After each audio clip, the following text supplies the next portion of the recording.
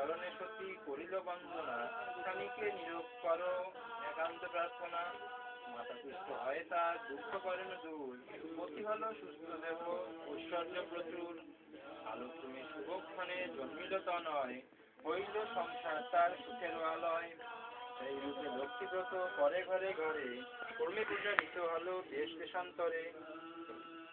পরিশেষে হলো এক অপূর্ব ব্যাপার, যেভাবে ব্রতের হয় মাহাত্ম্য প্রচার। গুরুবারে ছিল এক গৃহস্থ ভবনে, নিয়োজিত বামাগণ ব্রতের সাধনে।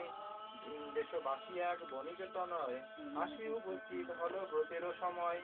বহুল সম্পত্তি তার, ভাই পঞ্চম জন, পরস্পর অনুগত ছিল সর্বক্ষণ। ব্রতে দেখি হেলা করি সাধুর তনয়, বলে কি ব্রত এতে কিবা ফলদয়। বামাগণ বলে শুনি সাধুর বচন, করি লক্ষ্মী ব্রত হবে মানস সাধন। সদাগর শুনি বুঝা বলে অহংকারে, অভাবে থাকিলে তব পুজিব উহারে।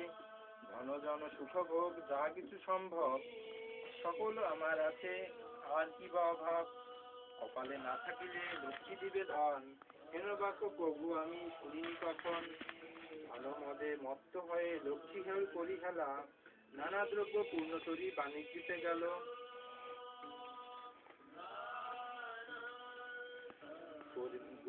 গর্বিত জনের লক্ষ্মী সহিতে না পারে, সর্ব দুঃখে দুঃখী মাগো করে না তাহারে।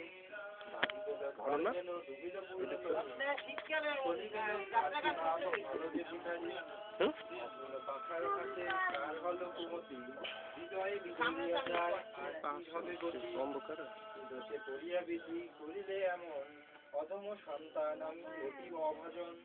সাধুর অবস্থা দেখি দয়াময়ী ভাবে, বুঝাইব কেমন ইহা মনে মনে ভাবে। নানা ছলে নানা স্থানে দিলেন আনি, লক্ষ্মী তো ছিল ব্রতের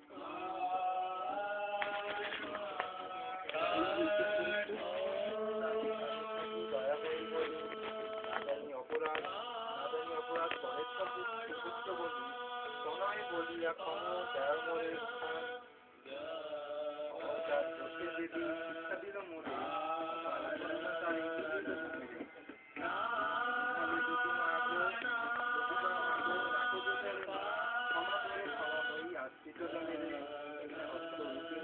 কমলা তুমি যে মা, কমলময়ী নাম দেব। কি বাপন